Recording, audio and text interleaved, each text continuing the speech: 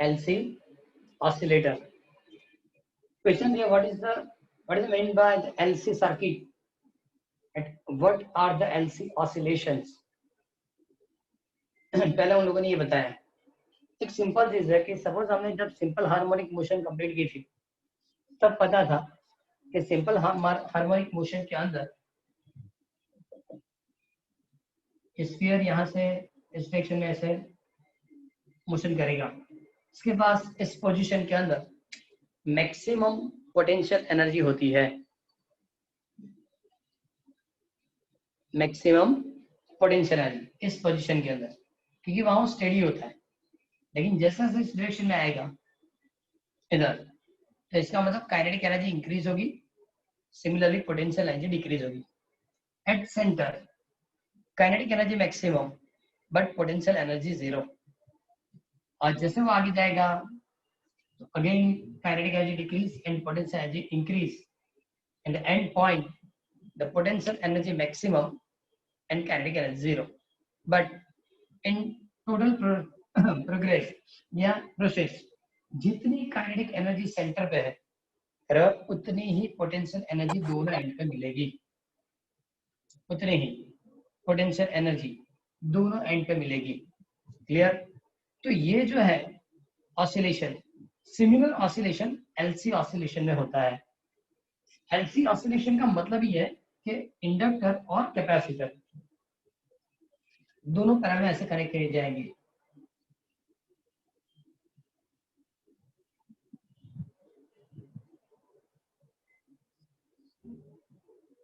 Capacitor में store होने वाली एनर्जी इलेक्ट्रिक फील्ड की होती है, इंडक्टर में स्टोर होने वाली एनर्जी मैग्नेटिक फील्ड की होती है।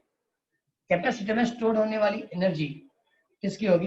इलेक्ट्रिक फील्ड की, और इंडक्टर में स्टोर होने वाली जो एनर्जी है वो मैग्नेटिक फील्ड की होगी। ओके, कैपेसिटर में स्टोर होने वाली जो एनर्जी है उसकी फॉर्मूला क्या होगी?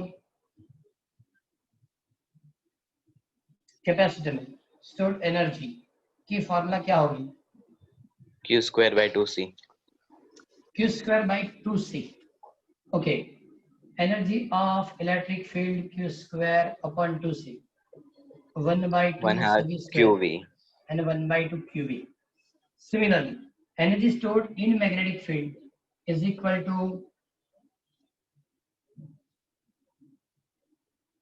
energy stored in inductor is equal to 1/2 Li square. 1/2 Li square। 6 chapter में ही था।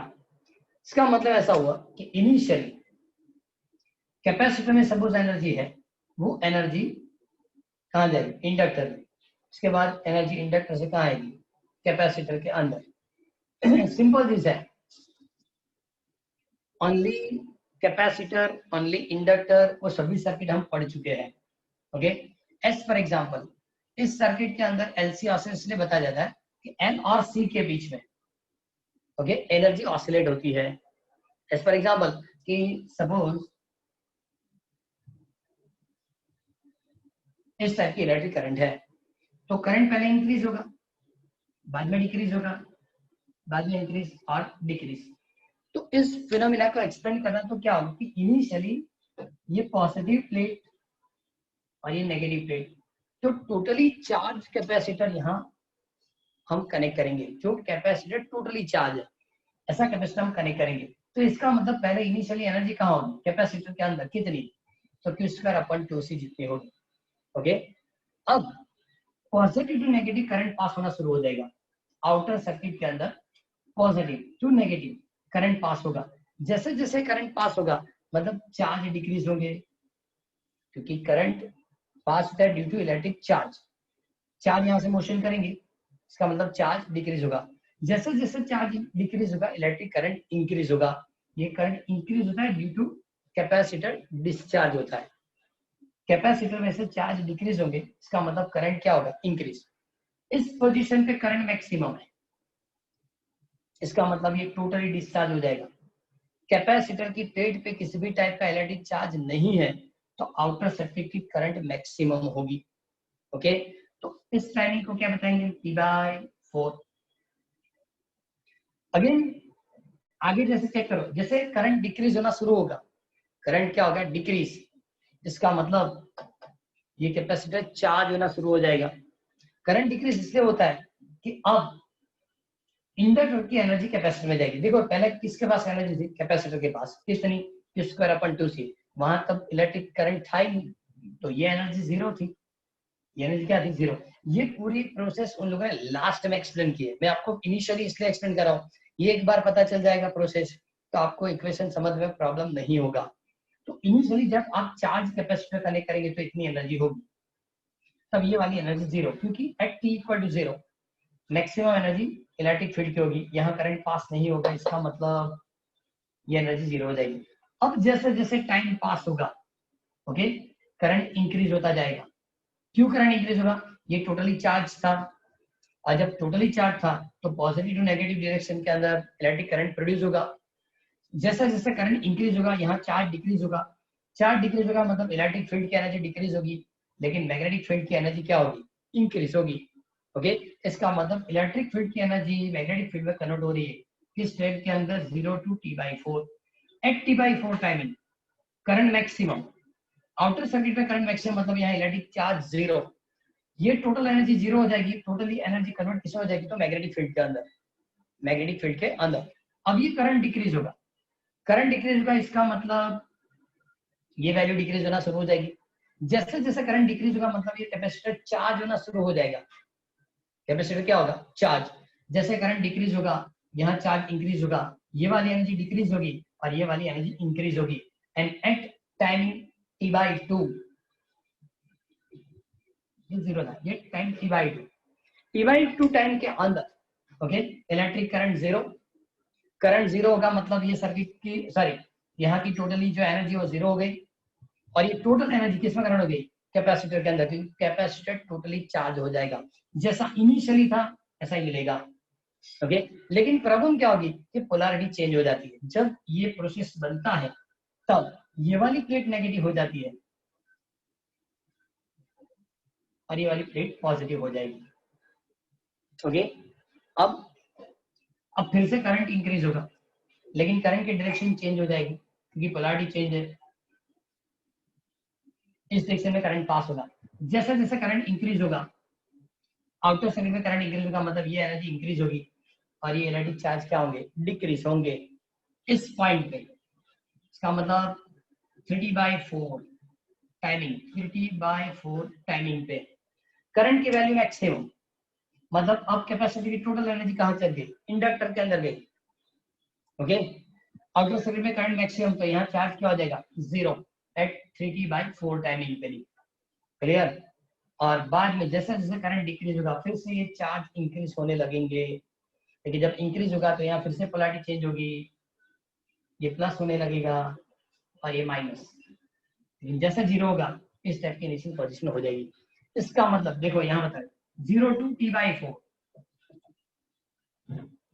चार्ज डिक्रीज होगा, करंट इंक्रीज होगा, इलेक्ट्रिक फील्ड की एनर्जी डिक्रीज होगी, मैग्नेटिक फील्ड की एनर्जी इंक्रीज होगी। T/4 to T/2, T/4 to T/2 charge increase होगा, electric current decrease होगा, इलेक्ट्रिक फील्ड की एनर्जी इंक्रीज होगी, मैग्नेटिक फील्ड की एनर्जी डिक्रीज होगी।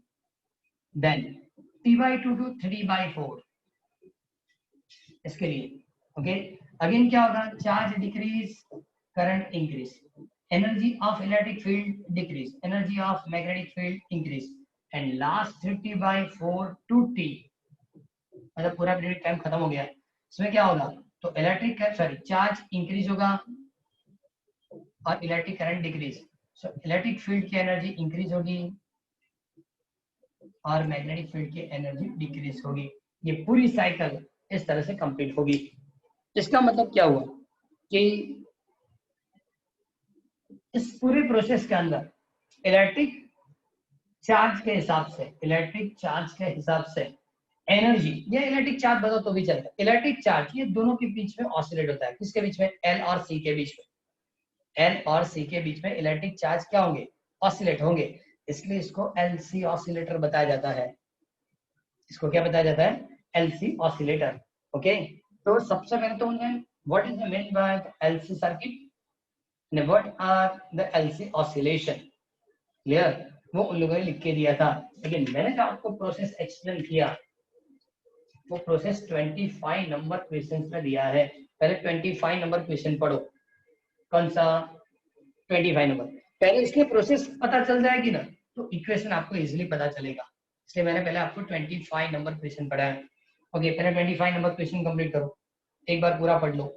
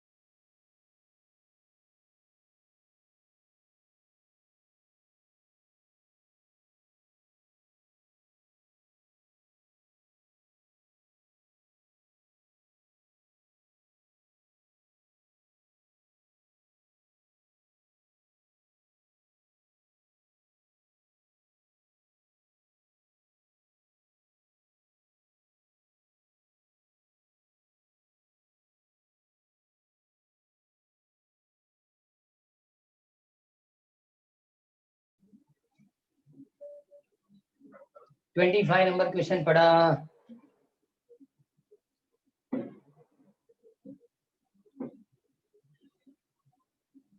है कोई डाउट?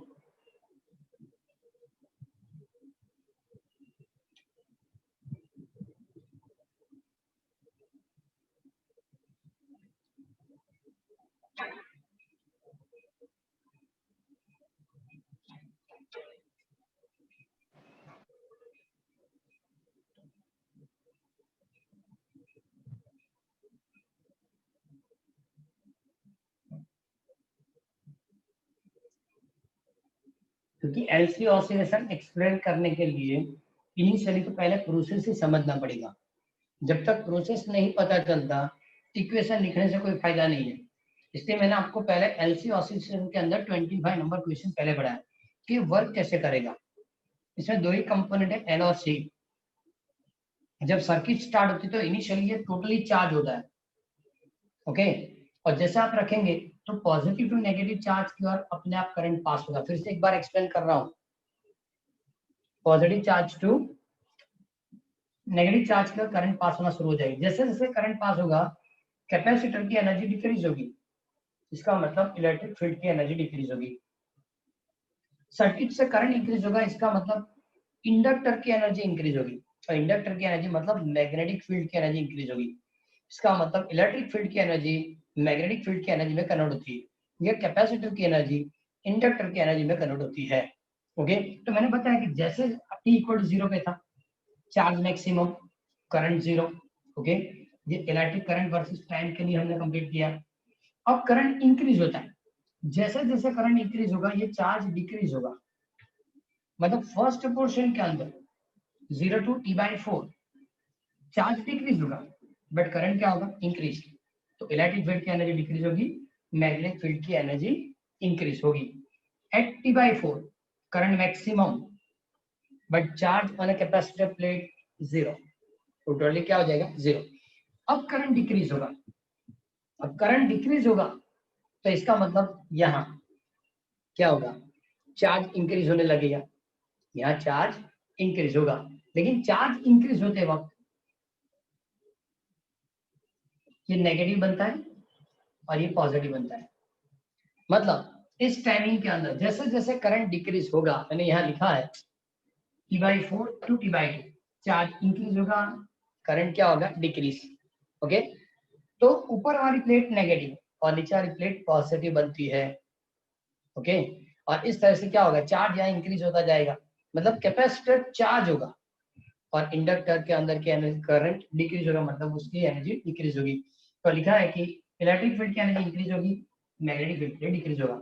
लेकिन एट T/2 टाइम सर्किट की करंट 0, और सर्किट की करंट 0 हो गई, इसका मतलब क्या हुआ, सर्किट की करंट 0 हुई, इसका मतलब क्या हुआ कि चार्ज मैक्सिमम हो जाएगा और पास होने करंट क्या हो जाएगी, 0। अब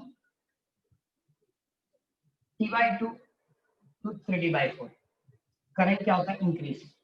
T/2 to 3D/4 current increase होने की इसकी डायरेक्शन चेंज होगी, जैसे इससे चेंज होगी कि ऊपर वाली प्लेट नेगेटिव हो गई, अब ये पॉजिटिव, तो करंट पॉजिटिव टू नेगेटिव ऐसे पास होगा, okay. T/2 to 3D/4 charge decrease, current increase, मतलब इलेक्ट्रिक फील्ड की एनर्जी डिक्रीज, मैग्नेटिक फील्ड की एनर्जी क्या होगी, increase. And again 3D/4 to T, पहले समझो कि इस पॉइंट पे क्या होगा, 3D/4 करंट मैक्सिमम हो जाएगा, करंट मैक्सिमम मतलब ये करंट मैक्सिमम हो गया तो चार्ज 0 हो जाएगा, टोटली कैपेसिटर डिस्चार्ज हो जाएगा। लेकिन जैसे करंट डिक्रीज होना शुरू होगा, फिर से यहाँ चार्ज इंक्रीज होगा, ओके। जैसे जैसे करंट डिक्रीज होगा यहाँ चार्ज इंक्रीज होगा, करंट क्या होने लगेगा, डिक्रीज। इसका मतलब इलेक्ट्रिक चार्ज L और C के बीच में ऑसिलेट होते रहेंगे। Energy capacitor to inductor, inductor to capacitor होगा। ऐसा बता सकते हैं इलेक्ट्रिक फील्ड की एनर्जी मैग्नेटिक फील्ड में जाएगी या मैग्नेटिक फील्ड की एनर्जी इलेक्ट्रिक फील्ड में वापस आएगी। ये है क्वेश्चन नंबर 25, क्लियर। अब हम वो आगे वाली क्वेश्चन 23 वो कंप्लीट करेंगे, जिसकी इंपॉर्टेंस सबसे ज्यादा है। Obtain the differential equation of LC circuit. हमने आगे भी डिफरेंशियल इक्वेशन लिखा था, बाद में एनालिटिकल सॉल्यूशन कंप्लीट किया था, लेकिन चेक किया था कि एनालिटिकल जो सॉल्यूशन है वो आपको सिलेबस में बोर्ड एग्जाम के हिसाब से कैंसिल कर दिया गया है, बराबर। और इसलिए हमने पूरा पढ़ा था, लेकिन प्रिपेयर बहुत सारे ने नहीं भी किया होगा। अब देखो at T equal to 0, at T equal to 0, तो इसका मतलब क्या होगा, कैपेसिटर टोटली चार्ज होगा और इलेक्ट्रिक करंट क्या होगा, 0। Charge totally sorry capacitor totally charge होगा, इसका मतलब चार्ज की वैल्यू मैक्सिमम होगी। चार्ज की वैल्यू क्या होगी, मैक्सिमम होगी। ओके, जब इलेक्ट्रिक करंट बनेगा तो dq बाई dt, मतलब चार्ज डिक्रीज होना शुरू हो जाएगा तो करंट क्या होगा, इंक्रीज होना शुरू होगा। ओके, तो अब सबसे पहले उन लोगों ने लिखा, ये डिफरेंशियल इक्वेशन के लिए उन लोगों ने सर्किट एक्सप्लेन करके दी है। देखो के अंदर कैपेसिटर पे आपको यहाँ पॉजिटिव बताया, ये नेगेटिव, ये कैपेसिटर। इंडक्टर के अंदर this point is A B, और इलेक्ट्रिक करंट ऐसे ड्रा करके दिया। क्लियर कि Q and I with a charge and current in a circuit at time t, at time t, t equal to 0 पे तो है मैक्सिमम, लेकिन current 0, t is equal to 0 के लिए चार्ज मैक्सिमम और करंट क्या होगा 0, but at any time t, eight any time t electric charge Q और करंट कितना होगा, I जितना होगा। सो निकाल, since di upon dt is a positive, then induced EMF in L will be polarity as shown in figure। इसने क्या बताया फिर से, di upon dt is positive। Okay, di upon dt positive का मतलब क्या हुआ, di upon dt is equal to di upon dt positive का मतलब क्या हुआ, करंट इंक्रीज होगा, करंट इंक्रीज कर रहा है। हाँ, टाइम के साथ करंट इंक्रीज होगा, और टाइम के साथ करंट इंक्रीज होगा मतलब ए पॉजिटिव और बी नेगेटिव से लिख के दिया है। Okay, since di upon dt is positive, the induced EMF in L will be positive, have polarity as shown in figure, मतलब VA and VB, तो VA greater than VB। अब VA greater than VB, okay, तो इसका मतलब ऐसा होगा कि charge decrease होंगे और करंट इंक्रीज होगा, चार्ज डिक्रीज होगा और करंट क्या होगा, इंक्रीज। तो ऐसा फॉर्मूला लिख सकते हैं, I is equal to minus dq by dt, क्यों माइनस, देखिए चार्ज डिक्रीज होता है इसलिए करंट इंक्रीज होता है, चार्ज डिक्रीज होता है और इसलिए करंट क्या होगा, इंक्रीज, और इंड्यूस ईएमएफ कितना होगा,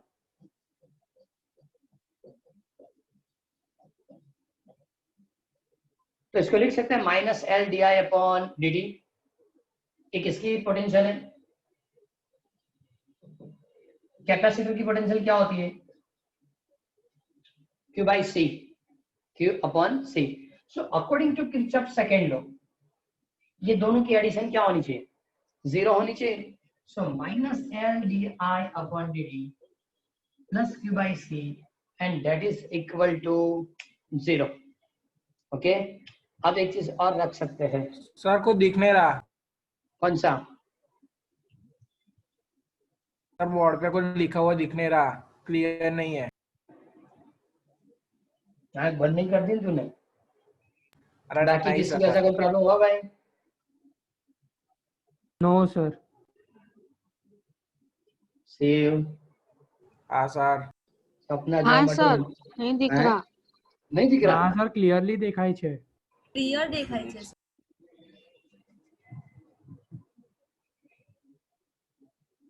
मैं व्हाइट बोर्ड पे ही लिख रहा हूँ लेकिन पेन ब्लू या ब्लैक है, ऐसा प्रॉब्लम नहीं होगा। सर अब दिख गया। देखो ये प्रॉब्लम वाली बात है,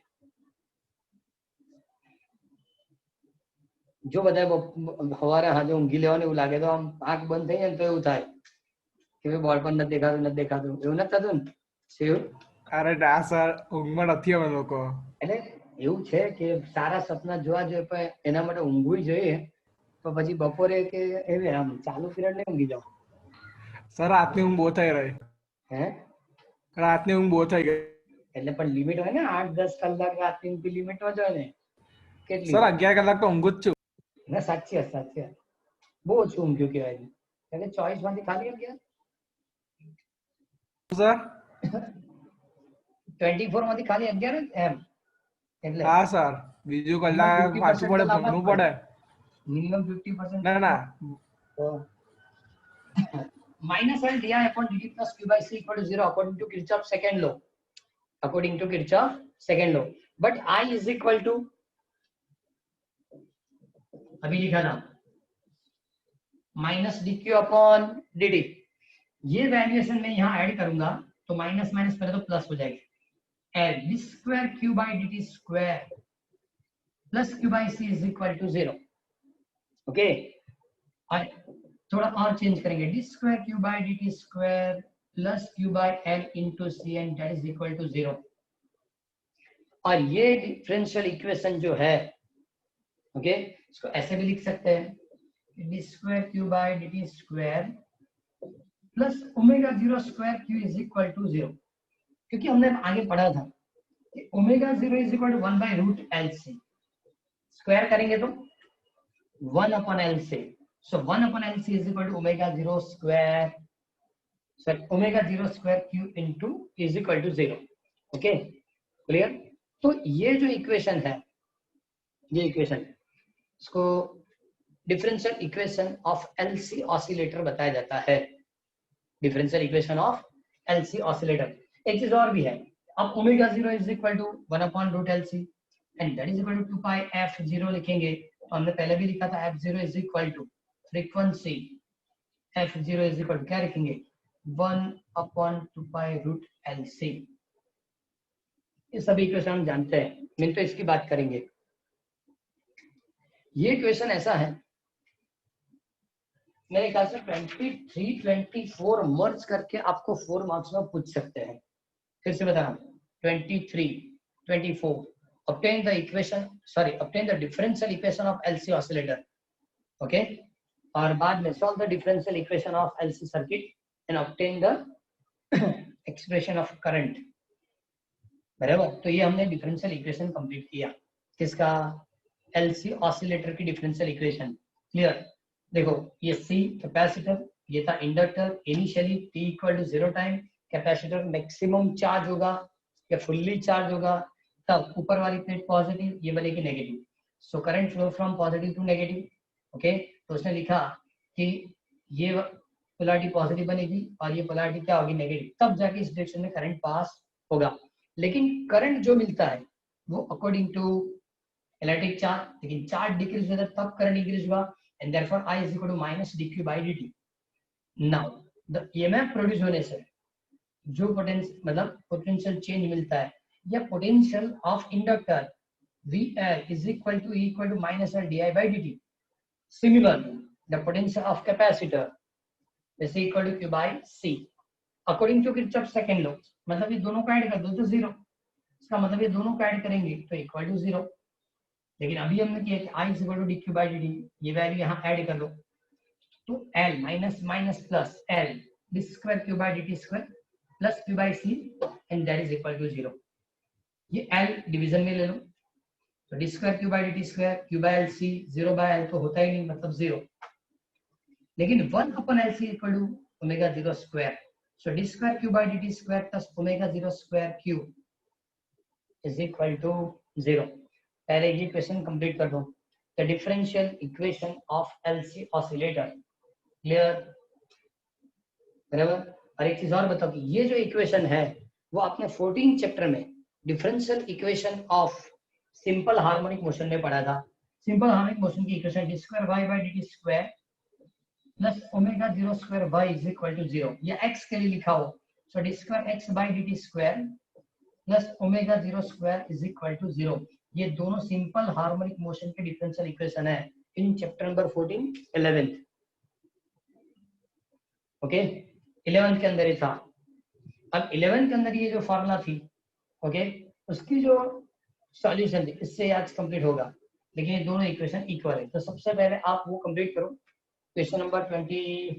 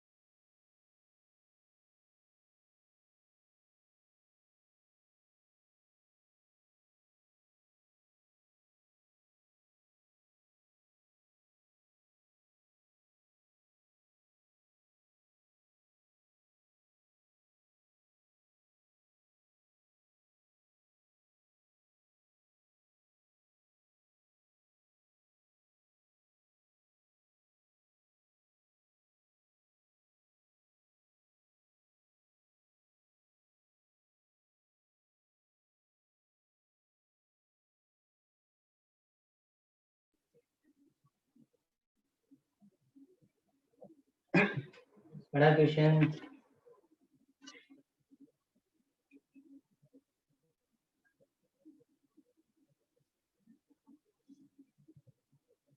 आपको याद रखना है 23, 24 मर्ज करके 4 मार्क्स क्वेश्चन होगा। 23, 24 क्योंकि डिफरेंशियल इक्वेशन है, अब उसकी सॉल्यूशन उसको सॉल्व करके देना पड़ेगा। पढ़ लिया? बाकी पढ़ लिया sir.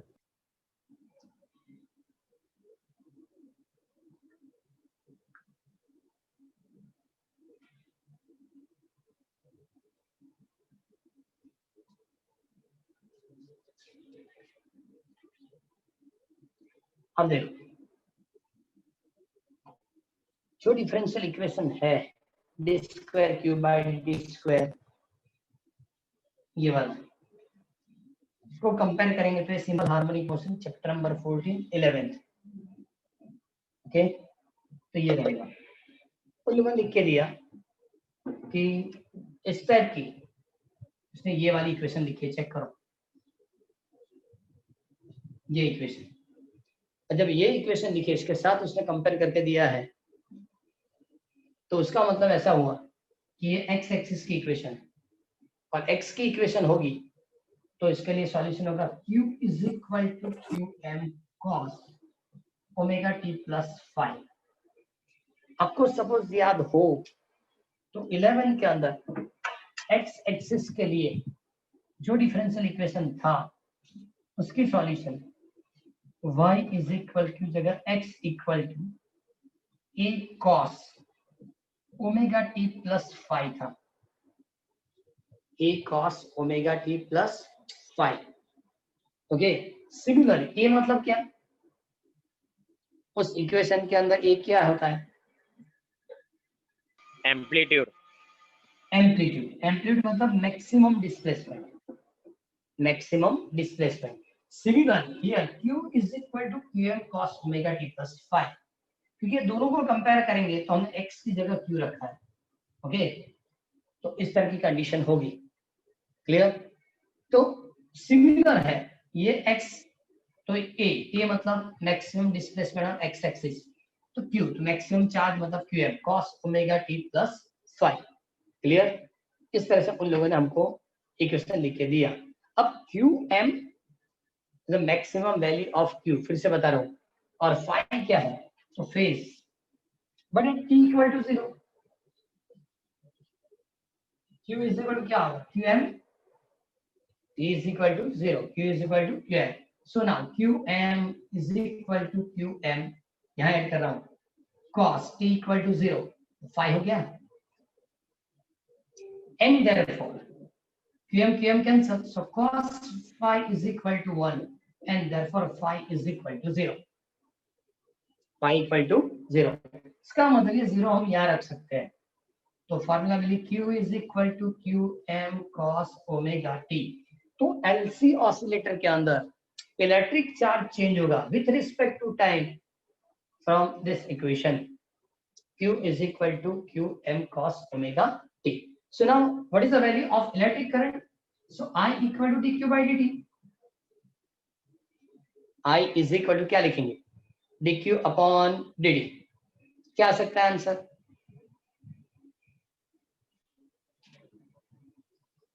I is equal to dq by dt। इसका माइनस dq by dt है क्योंकि इस आगे हमने पहले कंप्लीट एक्सप्लेन किया है कि माइनस q, चार्ज इंक्रीज होगा तो करंट डिक्रीज, और करंट इंक्रीज होगा तो charge decrease. Okay, qm sorry पहले माइनस qm कांस्टेंट, cos की derivative minus sin omega t and omega t की derivative omega, so minus minus plus qm sin omega, sorry qm omega sin omega t, ये answer हमको मिलेगा। Clear?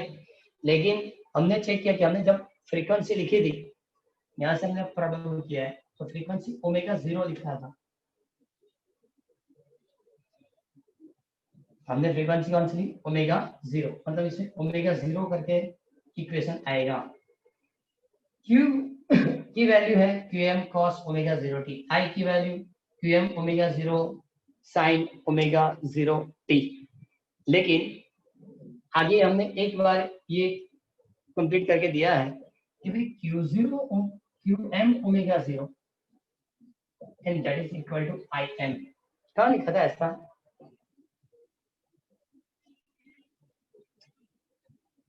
QM omega 0 and that is equal to IM। Analytical solution के अंदर ही लिखा था। अब जो टॉपिक जिसने नहीं पढ़ा तो ऐसी प्रॉब्लम क्रिएट करेगा। एनालिटिकल सॉल्यूशन के अंदर उसने लिखा है QM omega 0 is equal to IM, okay, और इससे फॉर्मूला बनती है I is equal to IM sin omega 0t। So at any time electric charge और करंट इन LC ऑसिलेटर, तो ये दोनों इक्वेशन आप कैलकुलेट कर पाएंगे।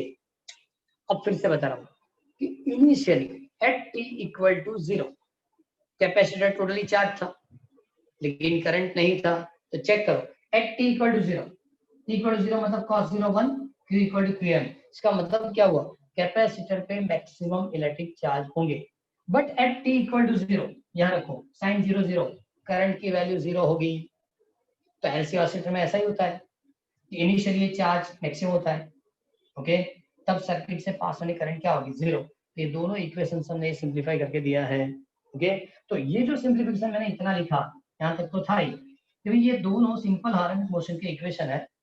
इसमें इस इक्वेशन के हिसाब से आपको सॉल्यूशन मिलती है, तो इसके सॉल्यूशन की value q is equal to qm cos omega 0t plus 5 होगा एट t इक्वल टू 0। फिर से इसको रिपीट कर रहा हूँ, at t equal to 0 circuit में चार्ज मैक्सिमम होता है, q equal to qm। So now qm is equal to qm cos 5, q equal to 0, ये qm हो गया, तो qm cancel, cos 5 equal to 1 then 5 equal to 0। इसका मतलब ये 5 इक्वल टू 0। एक चीज बताओ, ये 5 इक्वल टू 0 क्यों है, एलसी ऑसिलेटर सर्किट के अंदर 5 इक्वल टू 0 क्यों है, दोनों की फेज ऑपोजिट होती है। आप चेक करोगे जब ओनली कैपेसिटर था तो करंट पाई बाय 2 रेडियन आगे था, ओनली इंडक्टर था तो करंट पाई बाय 2 रेडियन पीछे था। दोनों ऑपोजिट होंगे, फेस दोनों की ऑपोजिट होंगी, मतलब टोटल फेस की वैल्यू 0 हो जाती है। And therefore cos phi equal to 1 and therefore q is equal to qm cos omega 0t, the final equation of electric charge in LC oscillator, okay. Now derivate with respect to time, लेकिन इसमें क्या होता है कि charge suppose increase हुआ तो current decrease होगा, और सपोज करंट इंक्रीज हुआ तो चार्ज डिक्रीज होगा। And therefore I is equal to minus dq by dt, तो माइनस पहले से लिखेंगे, qm कांस्टेंट, cos की derivative minus sin omega 0t की derivative omega 0, okay. And therefore minus minus plus I is equal to qm omega 0 sin omega 0t, but qm omega 0 is equal to Im, ये value रखेंगे, so I equal to Im sin omega 0t। so both the equation I and Q for LC oscillator। तो ये था question number 24। मैंने आज initially सबसे पहले आपको 25 एक्सप्लेन कर दिया था, क्यों कि सबसे पहले 25 नंबर क्वेश्चन जब पता चलेगा तब जाके चेंज आपको पता चलेगा। सपोज पहले आपने इक्वेशन कंप्लीट किए होते और बाद में प्रोसीजर, तो समझ में नहीं आएगा, ओके। और ये और फिर से बोल रहा हूँ कि 23 24 मर्ज करके 23 24 मर्ज करके आपको 4 मार्क्स क्वेश्चन में पूछ सकते हैं। कंप्लीट करो।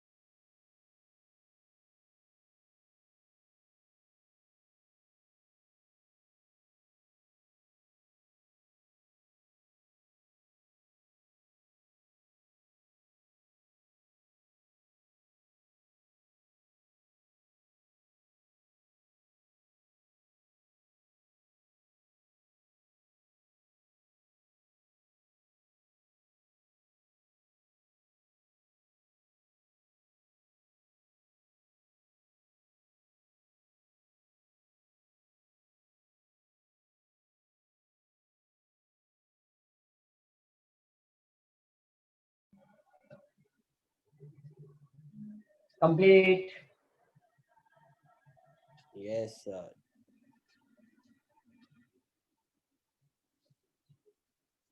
आप देखो लास्ट क्वेश्चन से 2 क्वेश्चन है, लेकिन इंपोर्टेंस लास्ट के 26 में लिखा है कि एलसी ऑसिलेशन को स्प्रिंग के ऑसिलेशन के साथ आप कंपेयर करो। Compare the oscillation in an LC circuit. Okay, oscillation of block attach with spring. Okay, block spring के साथ अटैच करेंगे और एक्स एक्सिस पे जैसे ऑसिलेट होता है, सिमिलर मेथड से एलसी ऑसिलेशन होता है। ओके, मैंने आज सिंपल पेंडुलम से ही स्टार्ट किया था कि सिंपल पेंडुलम के अंदर किसी एक साइड पे काइनेटिक एनर्जी मैक्सिमम, लेकिन जैसे जैसे अंदर आएगा पोटेंशियल एनर्जी मैक्सिमम, जैसे अंदर आएगा पोटेंशियल एनर्जी डिक्रीज होगी, काइनेटिक एनर्जी इंक्रीज होगी। At centre kinetic energy maximum, second और जाएगा तो काइनेटिक डिक्रीज होगी और पोटेंशियल इंक्रीज होगी। यही चीज उन लोगों ने यहाँ बताई है, लेकिन उन लोगों ने कंपैरिजन किया है दोनों का। ये वो सिंपल हार्मोनिक मोशन है, यहाँ भी जो ऑसिलेशन आता है सिमिलर रहता है। ये दोनों ने कंपेयर करके दिया, ये दोनों इक्वेशन इक्वल है, ये दोनों इक्वेशन इक्वल है कि D square Q by D square plus omega 0 square Q equal to 0। Similar D square X by D square omega 0 square X equal to 0। Okay, इस कंपैरिजन से उन लोगों ने बताया कि जब ये इक्वेशन हम लिखते हैं तो इसको ऐसे भी लिखते हैं, D square X by D square plus K upon M is equal to 0, K by M. इसका मतलब क्या होता है कि omega 0 is equal to under root K by M, under root K upon M. और यहाँ F X F is equal to K X से K क्या होता है, स्प्रिंग कांस्टेंट। डेफिनेशन क्या होती है स्प्रिंग कांस्टेंट की, यूनिट और डायमेंशन फॉर्मूला सब लिखा था। डेफिनेशन क्या होगी, फोर्स पर यूनिट लेंथ। फोर्स पर यूनिट लेंथ तो बराबर है, लेकिन यूनिट कंप्रेशन के लिए required force is equal to spring constant. इसका मतलब newton upon metre, newton by metre m1 L0 T - 2 इसी डायमेंशनल फार्मूला थी। ओके, अब उन लोगों ने यही force constant newton by metre से बताया कि जो कंपैरिजन करेंगे तो v is equal to q by c, यहाँ क्या होगा v is equal to q by c and therefore 1 by c, c इधर लेंगे, चलो c is equal to q by v, 1 by c equal to, तो उसे यहाँ लिख के दिया है कि suppose unit charge okay necessary differential electric difference से लिखा है 1/c equal to v by q means for establish a unit charge necessary potential difference is 1 by c, is 1 by c। उन लोगों ने क्या कि इस कंपैरिजन से सपोज आप ये कंपैरिजन से सपोज आप डिसाइड करेंगे तो इसका मतलब ये हुआ कि ये डिस्प्लेसमेंट के बराबर हुआ, पोटेंशियल फोर्स के बराबर हुआ, ये स्प्रिंग कांस्टेंट के बराबर हुआ। ओके, तो ऐसे में number of physical quantity compare हो सकती है।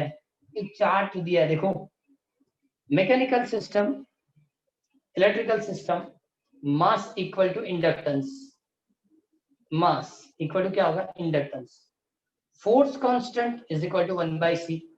और यहाँ लिखा है कि ये आपको मार्च 2020 में पूछा था, एमसीक्यू में होगा, देख लेते हैं। यस, टेक्स्ट बुक दर्पण के अंदर पीछे मार्च 2020 की पेपर है, सॉरी का electric quantity dash is equivalent to mechanical quantity force constant के। मतलब एमसीक्यू में क्वेश्चन हो सकता है, मतलब इस टेबल से भी क्वेश्चन हो सकता है।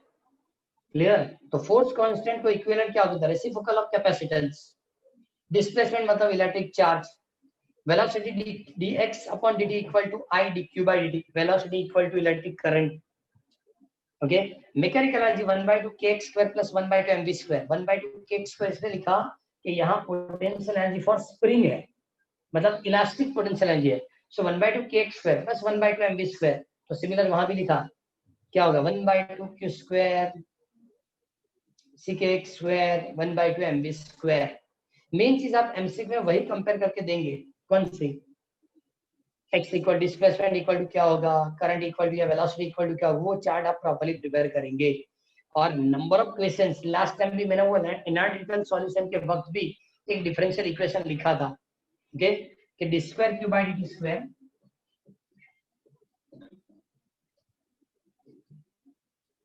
Plus R by L D Q by D T, R by L D Q by D T. उसके बाद क्या लिखा था पता है आपको,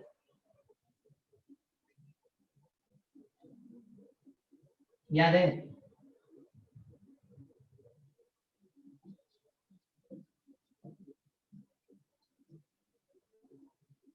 इधर पोटेंशियल के लिखा था v, ओमेगा 0 स्क्वायर या q upon L C, omega 0 square या q upon L C, okay. ये फोर्स्ड ऑसिलेशन की फॉर्मूला थी। सिमिलर ये जो ऑसिलेशन है force oscillation, similar force oscillation मतलब v by n dx upon dt, clear. और यहाँ भी वही फॉर्मूला, मतलब k by m लिखो या ओमेगा स्क्वायर, ओमेगा स्क्वायर मतलब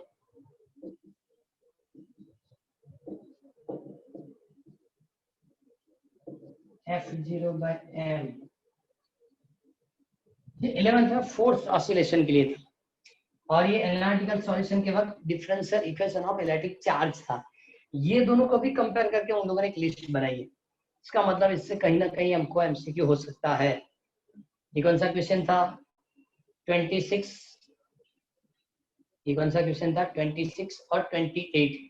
26 28 के अंदर कंपैरिजन है और इस कंपैरिजन से कंप्लीट करना है। लेकिन एक और भी चीज लिख के दिया, ऐसे तो 2 मार्क्स क्वेश्चन इसमें पॉसिबल है ही नहीं, लेकिन कहीं भी सपोज इमर्ज करके उसने पूछ लिया, ओके, कि ओरिजिनली मतलब ठीक है, for which true reason the discussion of LC oscillator is not realistic, मतलब रियली एलसी ऑसिलेशन पॉसिबल नहीं है।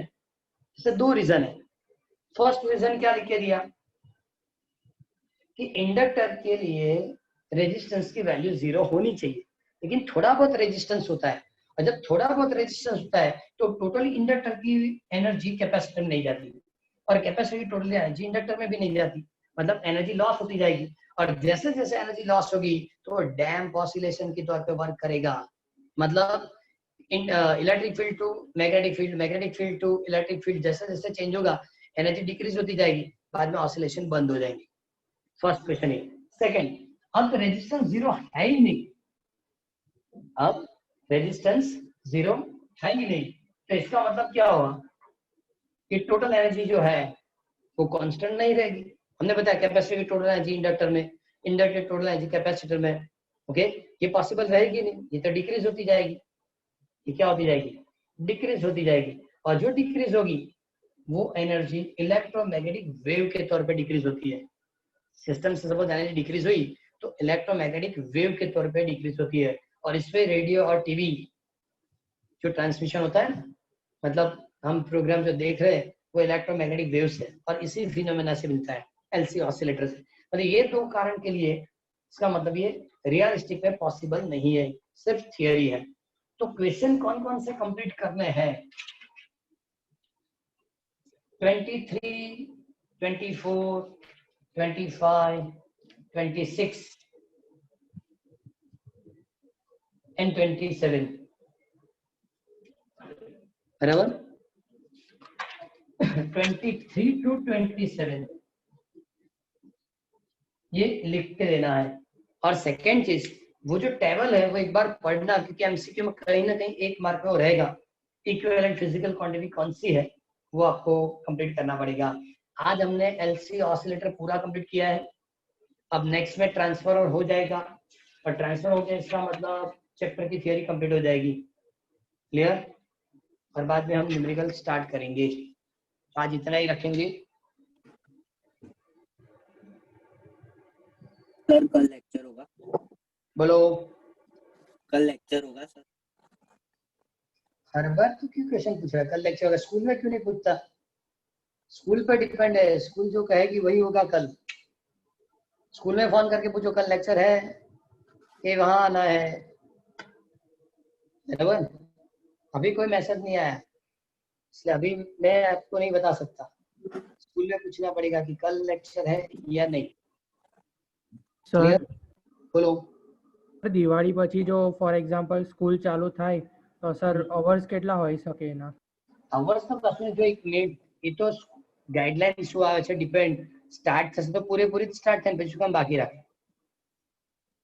9th 10th 11th 12th suppose start કરવાનું થાય તો બાકી સ્ટાન્ડર્ડ તો બોલાવવાનું નથી, તો ક્લાસરૂમ તો સ્કૂલમાં ઘણા છે,